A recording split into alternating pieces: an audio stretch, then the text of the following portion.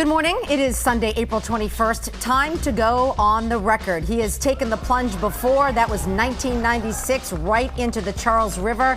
2019, it's the Republican presidential race. Can Bill Weld seriously challenge President Trump? The candidate is with us today. As he said from the beginning, there was, in fact, no collusion. The Trump administration says the Mueller report puts them in the clear, but is it really game over? And Joe Biden rallying with Stop and Shop strikers, the politics behind the picket line. From WCVB Channel 5, the inside word from Washington to Beacon Hill. Today's newsmakers are going on the record. Good morning, everybody, and welcome to On the Record. Happy Easter to all who celebrate. I'm Maria Stefanos, in for Ed Harding this week. Of course, News Center 5 political reporter Janet Wu. Also with me, as is our guest, Republican presidential candidate Bill Weld. Let's go to the resume. He was Governor Weld here in Massachusetts from 1991 to 1997, a United States Assistant Attorney General in the Criminal Division from 1986 to 1988, and the U.S. Attorney for Massachusetts from 1981 to 1986. He is a graduate of Harvard University and University College, Oxford. As well as Libertarian nominee for vice president, as that's also part of your resume. But let's start by talking about the Mueller report, at least the redacted version that was released this past week. Attorney General William Barr gives President Trump a clean bill of health. He says no collusion, no obstruction. Mueller, however, himself left open the possibility of charging Trump after he leaves the White House. Could you see that happening, and should it happen? Well, it's in the Constitution. Article 1, Section 3 of the Constitution, right up front, says president remains liable to indictment, prosecution, and punishment after leaving the White House. So there's no argument about that. Yeah, I could see it. I mean, I was horrified reading the report yesterday. I read the whole thing. It's 2 volumes. The entire volume 2, which is about 180 pages, is about the evidence of Trump obstructing justice or trying to obstruct justice. It's all in there. Telling people to lie, suborning perjury, sworn statements, rewarding bad conduct, pretending to cooperate with Mueller, dangling pardons in front of people, telling senior intelligence agencies, agents and ambassadors to lie, telling his own counsel, Don McGahn, to lie. And say, Mr. President, I can't say that. That's not true. I can almost hear him saying, so what? That's what's going through his head. Were you surprised that Mueller didn't go further and that he's decided to leave it to Congress? Yeah, I think the president is just as well off that it wasn't me who was appointed special counsel, because there's more than enough evidence to indict and convict for obstruction of justice, all laid out in volume 2 of the report.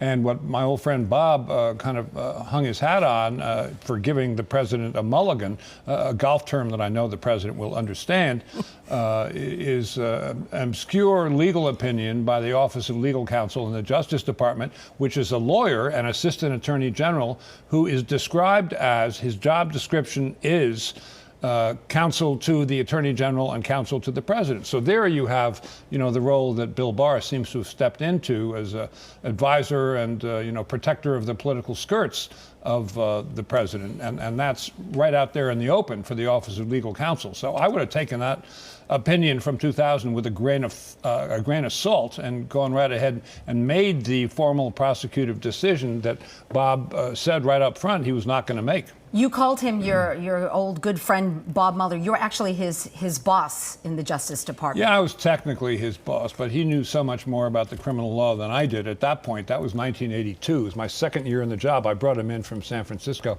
But you understand how he thinks. So he's been invited to speak before Congress, not ordered. You know him. You think we're going to hear anything from him? I don't know. I mean, he sure spent a lot of time, spent 22 months avoiding the limelight. And one thing Bob Mueller is absolutely not is a hot dog. He doesn't have a political bone in his body, and he is not a hot dog, and he never talks to hear the sound of his own voice. So I wouldn't be absolutely sure that he would want to appear in what would degenerate into a spectacle, with questioning from one side or the other. Oh, in a heartbeat. Well, we know that. I was on stage for 8 years, so what do you want? Could you see him speaking privately, testifying privately, he's more willing to speak privately rather than testifying that's a publicly? guess, but yeah, that's my hunch. And do you think he could you ever imagine him giving an interview and talking and telling what he honestly thought Maybe about on this the entire record. Maybe On this you'll have to show. help us with Next that week. Let's talk about your campaign. President Trump has said he doesn't take you seriously. Why should any Republican? Take me seriously? Yeah. Well, I've been up in New Hampshire pretty good since February 15th, and everybody I talk to has reservations about the president's performance in office, and that's kind of an understatement. I realize that, the members of the Republican State Committee and Republican Town Committees are lined up solidly behind the president. They've got a Republican who's head of the party in Washington. They're going to make the most of that. But at the end of the day, particularly in crossover states like Massachusetts and New Hampshire that permit unenrolled voters to vote in the Republican primary, it's not going to be the electorate consisting of members of the Republican State Committee, and that's the heart of the president's strength, is that line coming right from Washington down to state committee members. I mean, you just re-registered as a Republican within the last few months. So what do you tell Republicans and say? How do we know you're just not going to abandon the party again and move on and do something else? I was always the same guy. Even I'm from the liberty end of the Republican spectrum.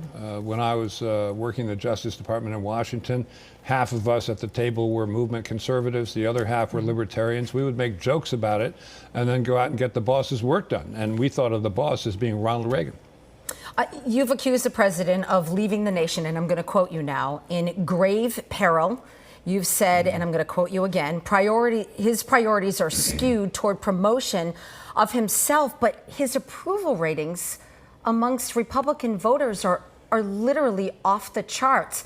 It doesn't appear that they're looking for anybody new. Just like Janet just said, how are you going to break through? Maybe it's the stock market. I'm at a loss to understand it. But in New Hampshire, you gotta win those votes one at a time. And he's not going to be able to do what he wants to do, which is parachute in and give 2 rallies right at the end. But what are you going to do? I'm going to tell people exactly what I want to do, which is be an economic conservative, as I was here. He's not an economic conservative. He hasn't vetoed $1 of spending.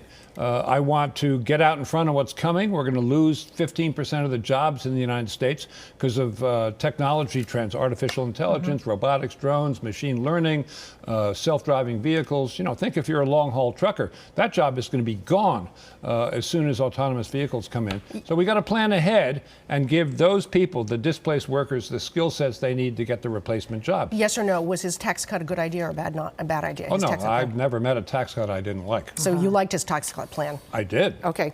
You ready for a quiz?